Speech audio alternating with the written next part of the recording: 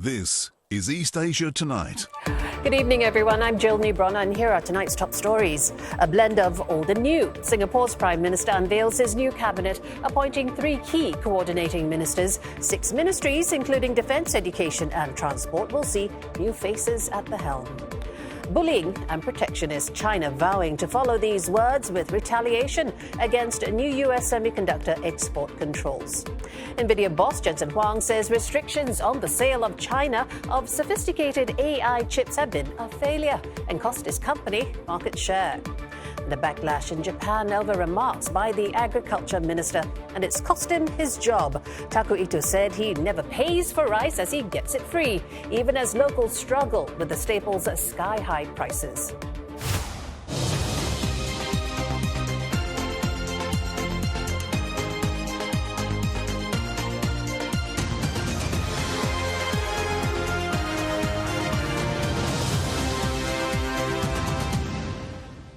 Ahead on East Asia Tonight, China's growing its appetite for Australian beef as livestock farmers look to cash in on the US-China trade war.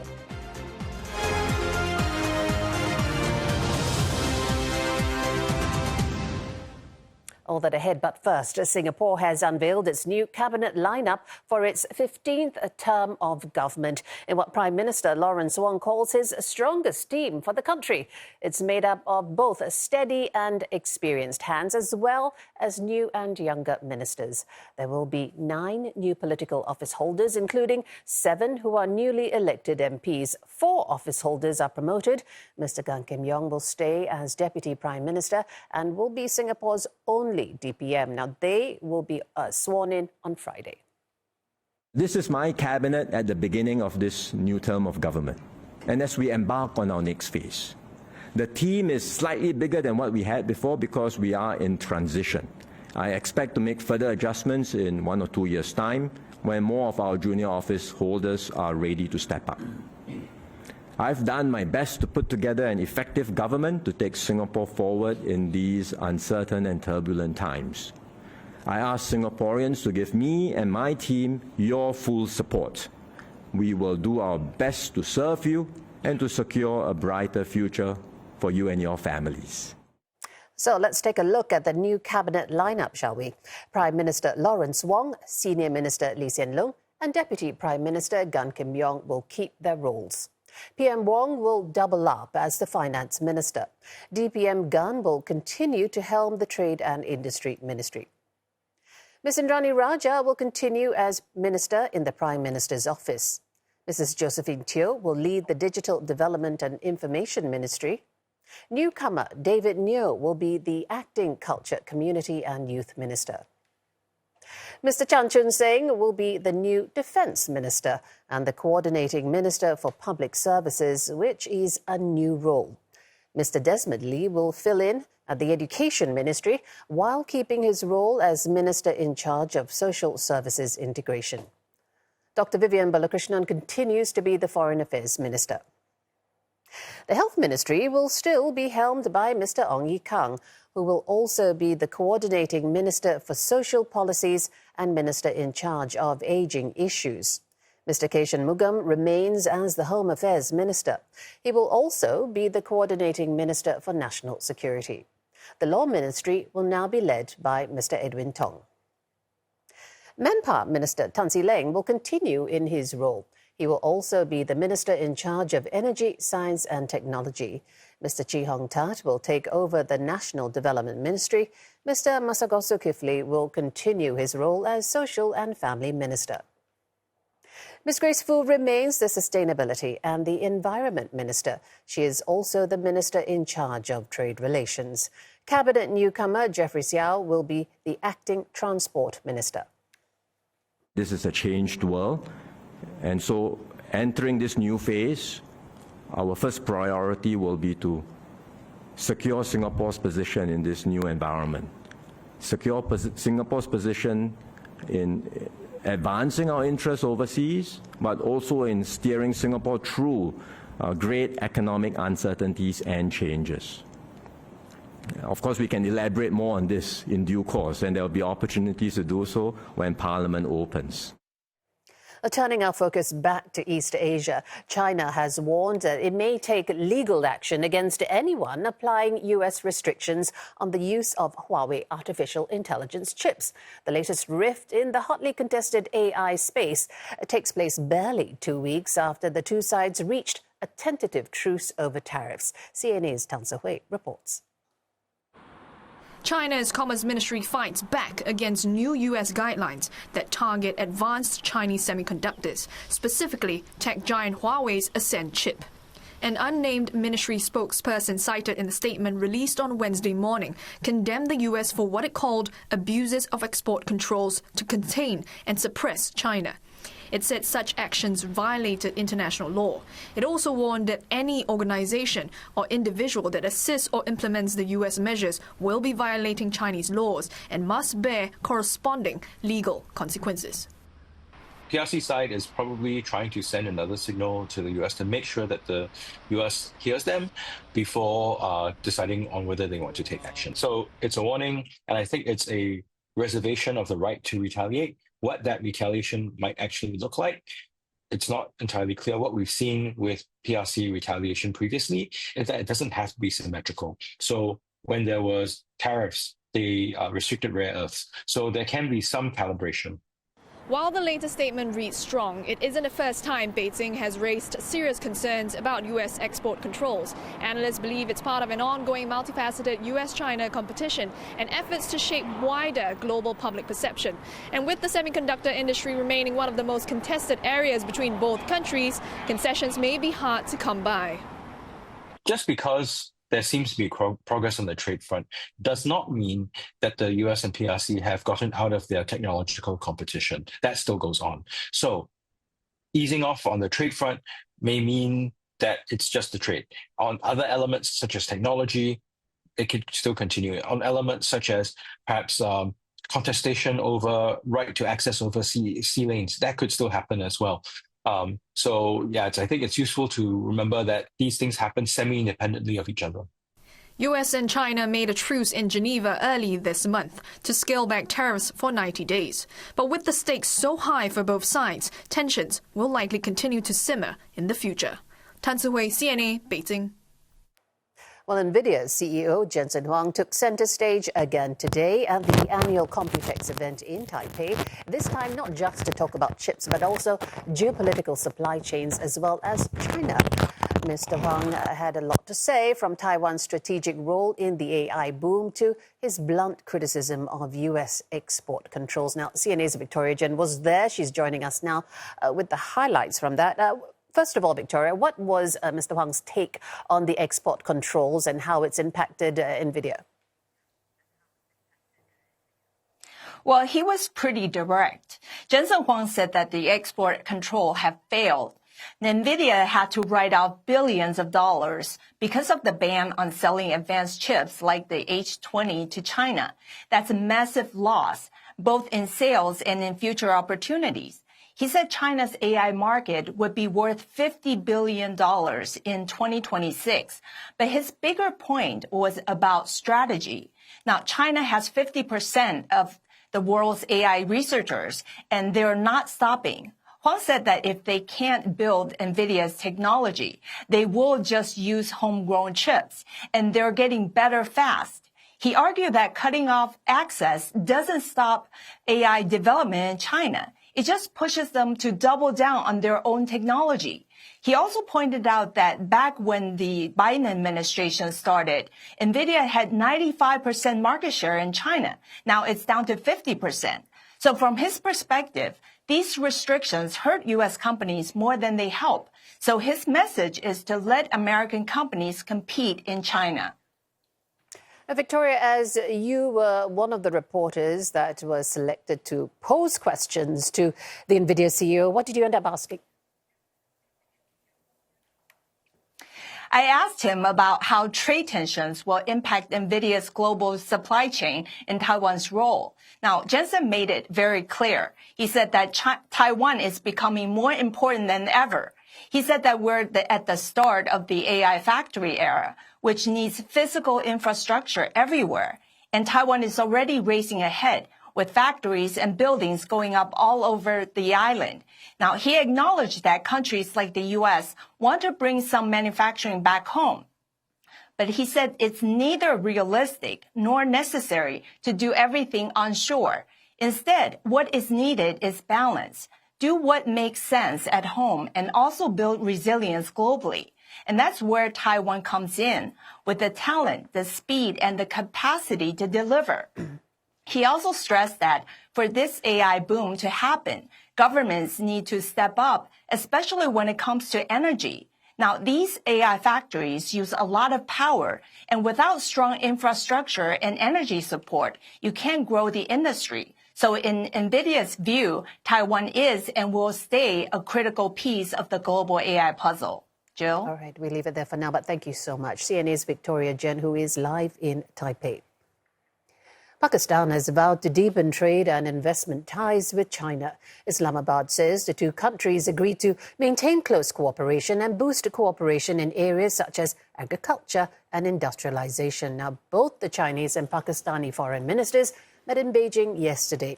It came just days after Pakistan and India ended 4 days of deadly conflict, their worst in nearly 3 decades. China has urged both nuclear-armed rivals to resolve differences through dialogue.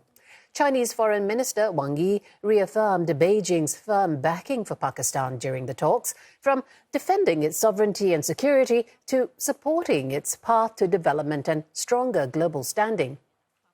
He's also called his Pakistani counterpart, Ishaq Dar, an ironclad friend. Meanwhile, Mr. Wang also held an informal meeting with Pakistan and Afghanistan's foreign ministers. They agreed to extend the China-Pakistan Economic Corridor into Afghanistan and cooperate further for Beijing's Belt and Road Initiative. The top diplomats also backing stronger diplomatic ties and pledged to support Pakistan's reconstruction. A formal trilateral dialogue is set to take place soon in Kabul. China voicing grave concern over U.S. President Donald Trump's plan to develop the so-called Golden Dome missile defense program. That's a concept inspired by Israel's Iron Dome, aimed at blocking threats from China and Russia. Beijing is urging Washington to abandon the development as soon as possible, stressing that it undermines the global strategic balance and stability. Mr. Trump earlier said his plan will be operational in about 3 years and says the total cost could add up to $175 billion over time. The Congressional Budget Office estimates that the final price tag could exceed $540 billion over the next 2 decades. Once fully constructed, the Golden Dome will be capable of intercepting missiles even if they are launched from other sides of the world and even if they are launched from space. And we will have the best system ever built. As you know, we helped Israel with theirs, and it was very successful. And now we have technology that's even far advanced from that. The White House says the defense system will consist of state-of-the-art space-based interceptors and sensors. Several defense companies, including Elon Musk's SpaceX, have expressed interest in trying to build the Golden Dome.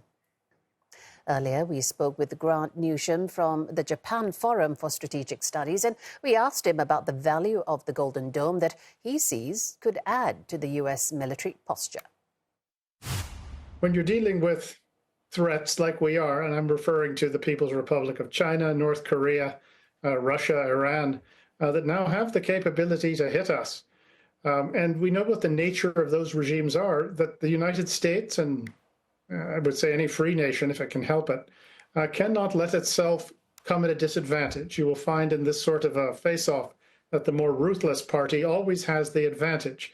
And Mr. Trump, as the president, his obligation is to defend the United States. What he's going to hear, and he already is that if he takes these steps to implement anti-missile defense, that it's going to outrage our enemies, and they're going to make it even sort of more difficult to defend because they're going to bolster and build up their missile arsenals. Well, they're already doing that. And it's simply, I think, a situation where the president cannot allow really the United States to get back-footed like this. And also when you do have a good missile defense, it gives policymakers like the president more options.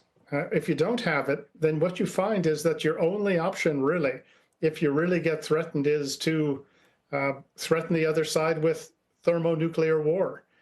So really, it's going from either surrender or destroying the world. With missile defense, you have some better options here.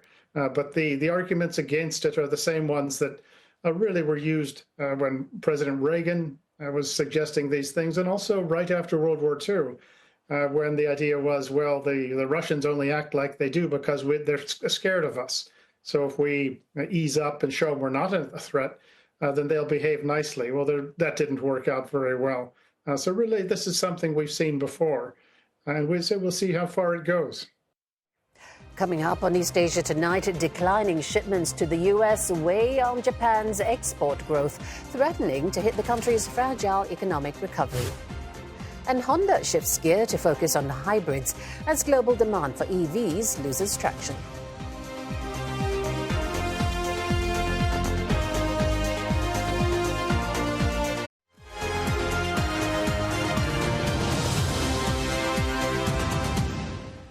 We've got your business news next with Roland Lim. And Roland, you're going to be telling us about the impact of the US tariffs as well as the slowing exports to the US on the Asian region. Right, Jill. The quantum of the impact is becoming more pronounced with the latest trade figures published today. Japan's export growth slowed in April, weighed by a decline in shipments to the US. That's its largest single trading partner. Businesses in the world's fourth largest economy is bracing for a hit to its fragile economic recovery from President Trump's tariffs. Globally, exports rose just 2% year-on-year, down from the 4% in March, leaving a trade deficit for the first time in 3 months. Imports from the US fell more than 11% in April, with exports of motor vehicles dropping 5.8% in value. Weakening exports could drag on growth after the economy contracted 0.7% in the last quarter. Now, while analysts are not yet certain just how much Trump's new tariffs have hurt US-bound exports so far, they expect the pain to intensify later this year unless Tokyo can convince Washington to cut levies. Japan is asking the Trump administration to scrap his tariffs on imports from Japan, but so far the US has not agreed to do so. Now, its trade surplus with the US rose more than 14% in April from a year ago to $5.4 billion, marking the fourth straight month of increase. At the same time, while trade with the US has suffered, exports to other regions such as Southeast Asia have expanded.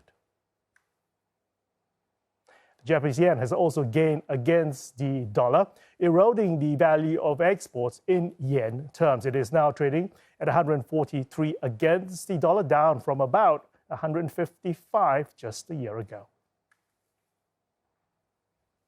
Weakening sales to the US also weighing on South Korea's exports.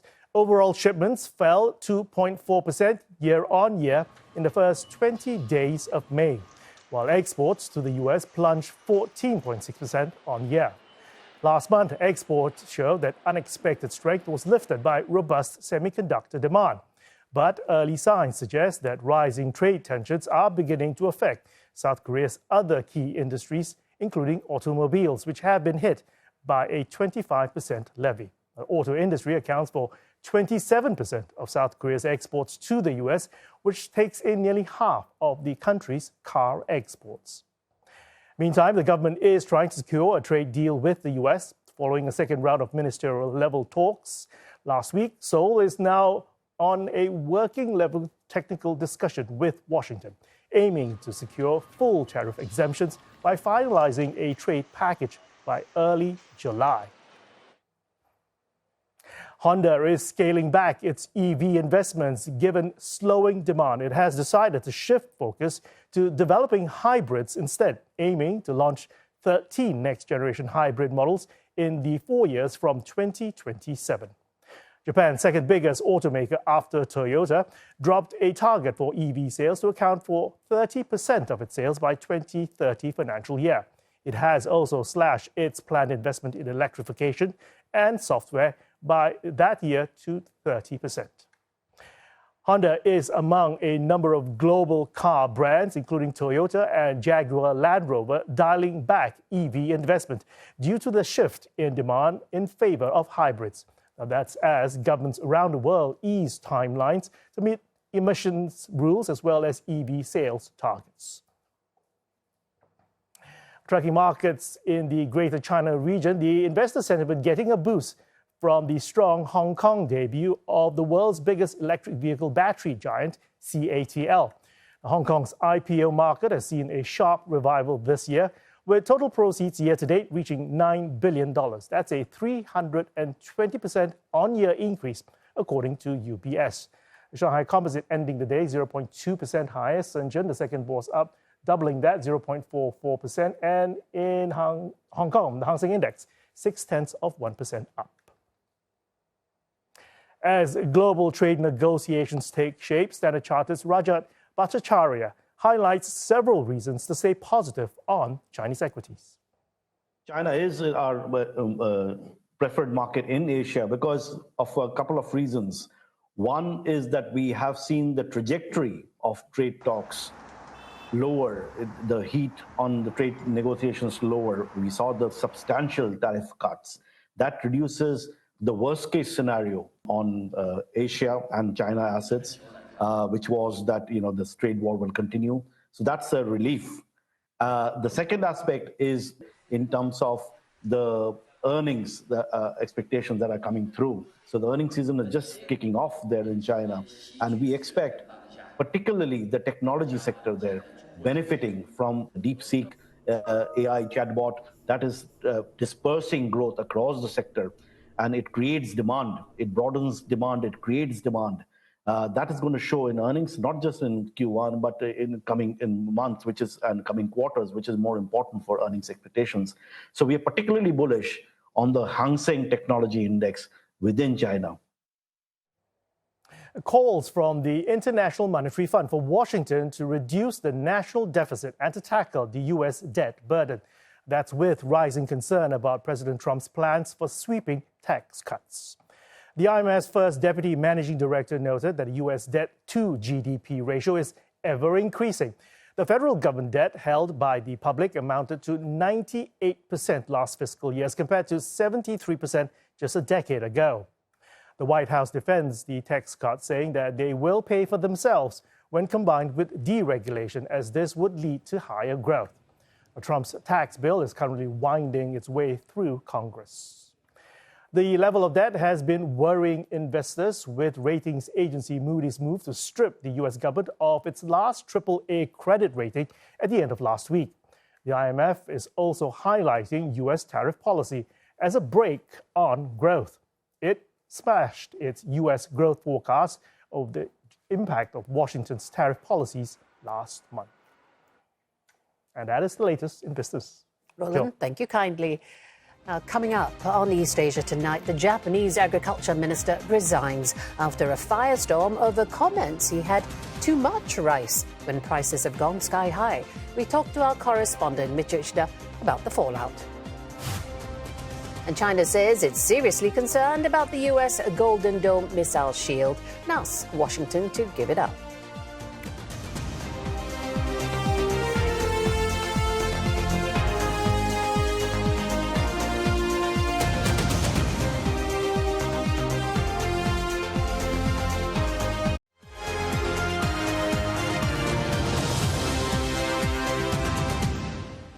You're watching East Asia Tonight. Here are the headlines we're following.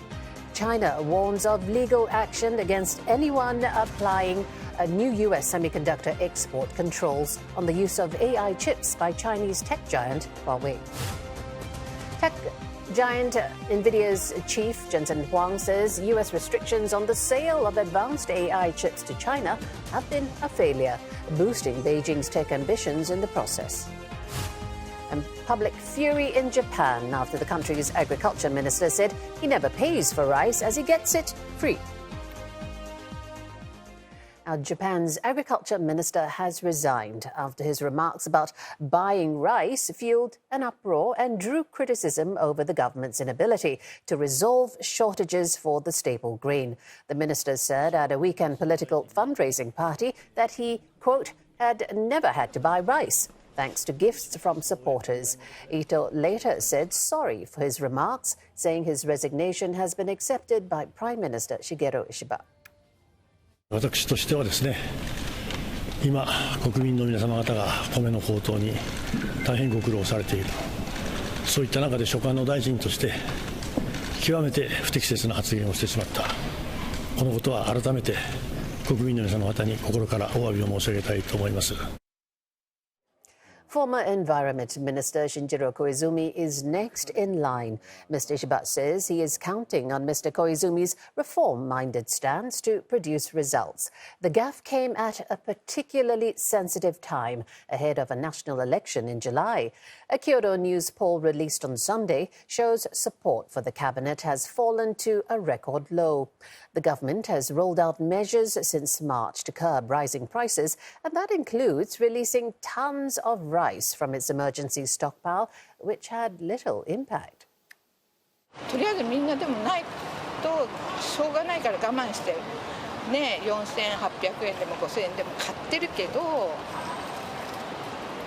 でも普通じゃないから、やっぱりそれずっと続くとなったら、やっぱりそうやって食べないようになってくるから、本当に逆にお米離れがこれで進んじゃうかもしれないと私は。It's a developing story, so let's get more from CNA's Michio Ishida from Tokyo. Michio, this can't be good for the Prime Minister and his ruling Liberal Democratic Party, can it? Well, it's a pretty bad situation here for Mr. Ishiba, the LDP, and his cabinet. First, Mr. Tak Eto's comment on Sunday at his political fundraising party caused a fury. At this time when rice prices are high and some retailers are reporting shortage on stock, he said, "I never bought rice. I have enough to sell." Now, he later retracted his comment, stating he did buy rice, but it was too late. And his comment was taken up by Japanese media, went viral on social media. The more he made an excuse about his gaffe, the worse the situation turned out for him. And opposition parties threatened to submit a no-confidence motion against him. So, Mr. Eto tendered his resignation to Prime Minister Ishiba this morning, and it was accepted. But analysts here say it was in reality a sacking by Mr. Ishiba. Then Mr. Eto ignited public anger even further after his resignation. He told reporters he must especially apologize to his supporters or those who voted him to parliament. Analysts complained he's a cabinet minister working for the whole of Japan and not just for his constituency. Next, Prime Minister Ishiba appointed Shinjiro Koizumi as the new agriculture minister. Mr. Koizumi is the son of former Prime Minister Junichiro Koizumi, former environment minister, and he told reporters he will focus on handling the rice issue, even though he also has to look into forestry and fisheries. Now, this afternoon, Mr. Ishiba had a face-to-face debate with largest opposition party leader, constitutional Democrat Yoshihiko Noda, a former prime minister. And Mr. Ishiba promised the price of rice under the new farm minister will go down. And it is actually crucial Mr. Ishiba pleases the public, as his public approval rating is sinking to the lowest since he took office in October last year.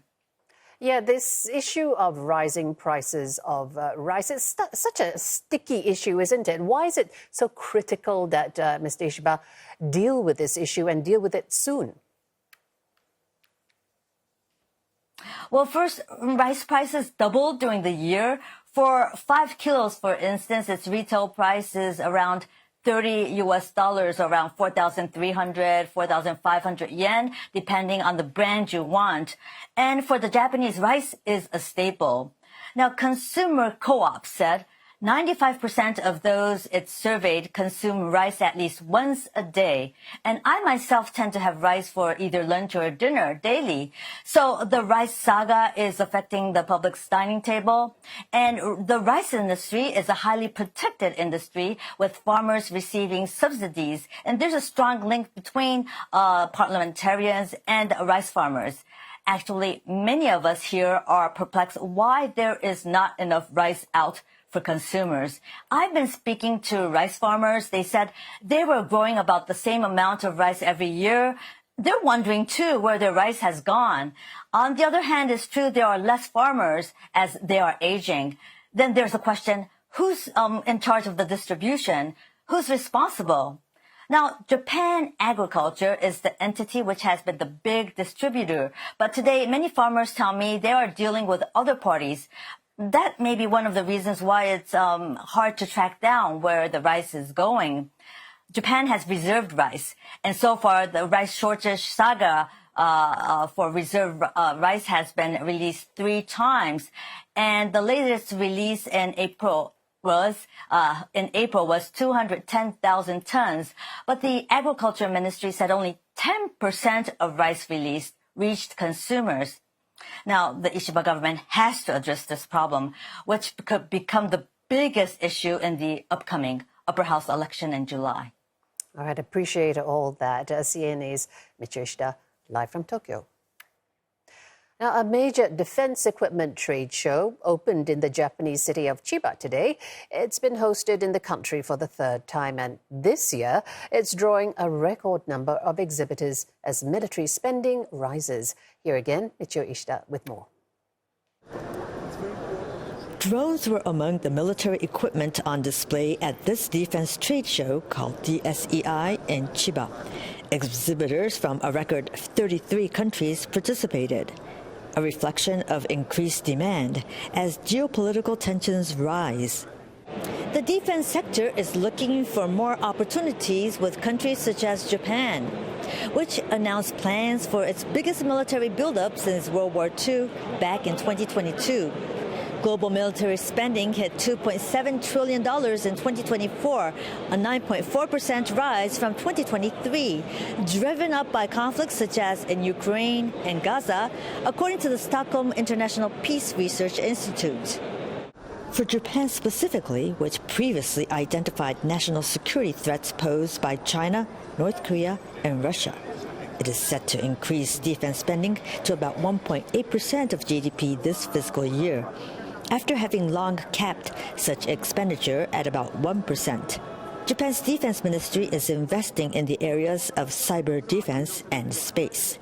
And besides this next-generation fighter jet called GCAP that is developing with Italy and the UK, the country is also developing innovations like this railgun.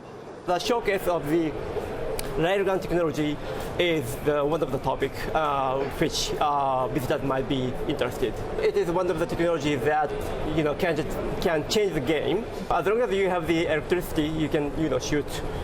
He says Japan is also looking to step up its defense capabilities by working with partner countries. This opens up opportunities for foreign firms, with the U.S. having the largest presence among international exhibitors. But there were also new participants, such as from Singapore.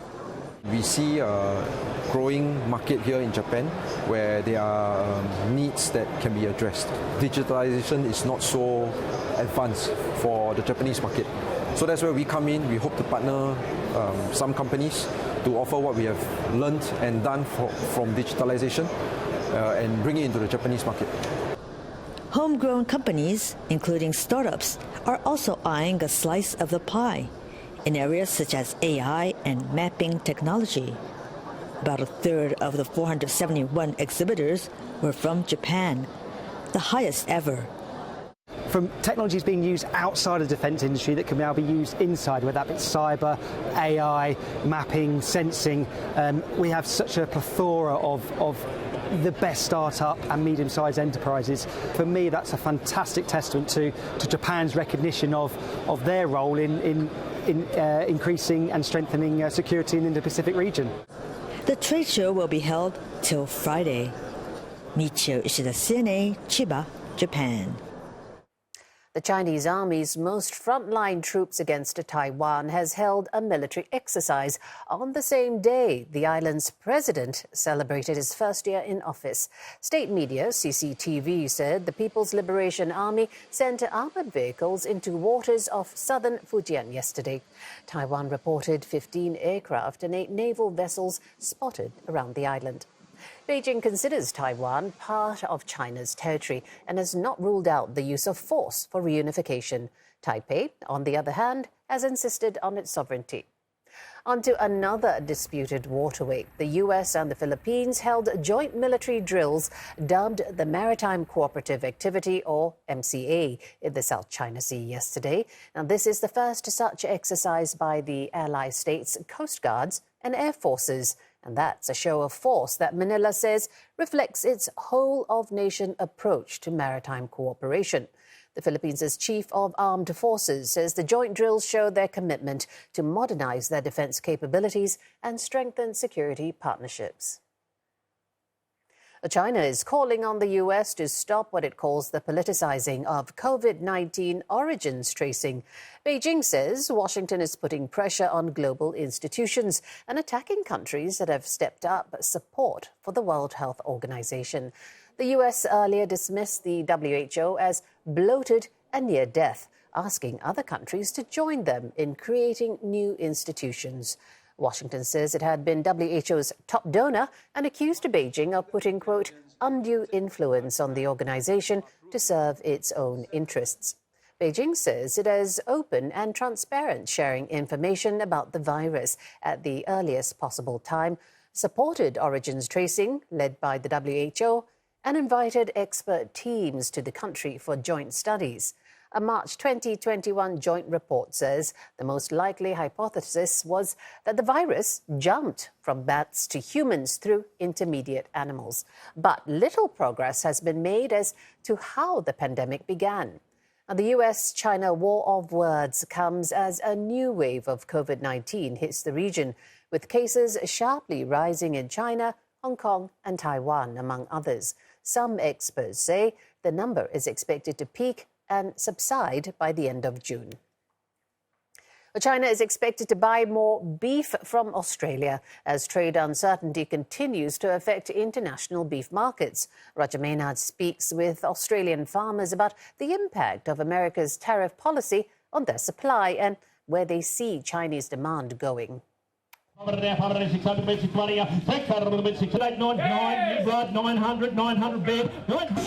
In cattle yards all over Australia, beef sales are going through the roof. Last month alone, farmers exported a record 127,000 tonnes of beef, with China being Australia's second largest market after the United States. 2025 is looking to be the biggest year on record, with China likely to source any shortfall in its prime beef supplies from Australia. In the short term anyway, it opens up a $2.5 billion gap, which Australians are primed to take advantage of. And the reality is we've already seen exports to China up 40% just this year.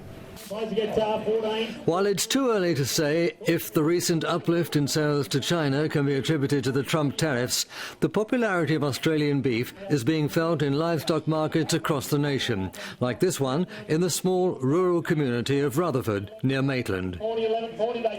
Local stock agent Tony Bowe has been selling livestock most of his life. Everyone knows him here, and he recognises the importance of these sales. We've got a lot of small producers here, and a lot of those small producers are very, very important to our business, and they're still very important to the Australian cattle industry, because this is basically our breeding area down here. Rutherford Market is small in comparison to the industrial-scale sale yards elsewhere, but it performs a crucial service for farmers who travel for miles to buy and sell stock here. Because of their smaller size, many of these animals are being bought for the long term. Rutherford plays an integral part in an industry worth billions of dollars a year. This is what's known as a store sale, where younger cattle are purchased for fattening to be sold and exported at a later date. Much of it will be to China and other Asian nations if trade uncertainties continue. Yeah, it's going to create opportunities, yeah. Whether it's into China or into Korea or into Japan for their for their product, for their 100-day grain-fed product. Yeah, I certainly think it's got a positive. Yes. Yeah. Today, more than 1,000 head of cattle will go under the hammer here. Many buyers are after a bargain, which means you've got to know what you're looking for. There's always a bargain to be had by buying an animal that nobody else wants for whatever reason, but they're good quality cattle here today and the prices are not as much as I would have found here last month. In the final analysis, it's also the quality of the meat that matters, and Australian livestock is subject to high standards of biosecurity. Old hands like Tony Bowe believe the current volatility triggered by the Trump tariffs and the possible repercussions bode well for the Australian market, whatever happens. Certainly those sort of uncertainties in the world are definitely going to help our industry. There's no risk in the world, and I think going forward in 12 months' time we'll see a very, very big lift in this cattle market and livestock industry in Australia. No one can say for sure, of course, and there are many other factors at play. Well, China's demand for beef continues to grow. There's a projected 4 billion tonne gap that's forecast out to 2030 or 2040, and the consequence of that means that prices could go up if volumes don't meet that demand. But we've got to remember it's a competitive market. The US could come back, and Brazil is always there, ensuring that we have to innovate. With all the uncertainty in world trade at the moment, the one constant in all this is Australia's ability to grow and adapt to changing market needs. The cattle going under the auctioneer's hammer here today will help to guarantee the future of an export industry that shows no sign of slowing down. Roger Maynard, CNA, in the tiny New South Wales community of Rutherford. Coming up on East Asia tonight, Singaporean identity at the centre of our CNA Plus segment. We follow Japan-born footballer Kyoga Nakamura as he explores what it means to be a Singaporean after becoming a naturalised citizen.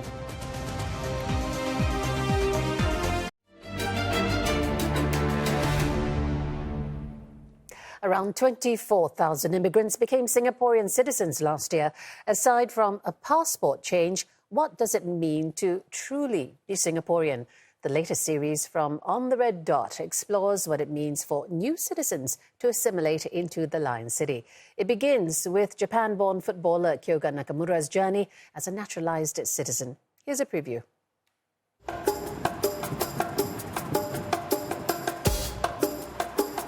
Look, I know most of you think of me as a joker, a clown, but what you all don't know is that I'm the hard rock centre-back of the team's Silver Legends in the Veterans Sunday League. Richie-san, are you ready for challenge? Kyoga-san, I am always ready, but today is not about me. Today, the ones who need to be ready for the challenge are these guys.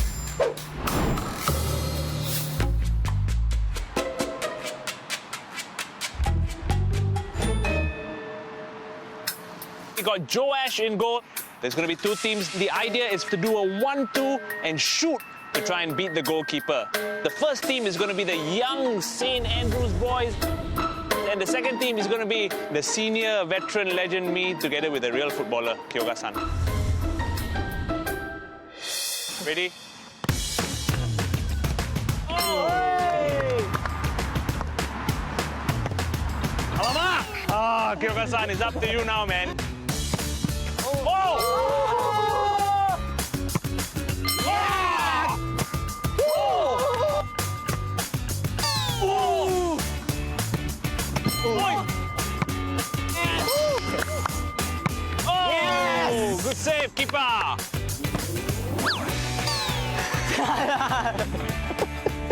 Oh, that was a bad one.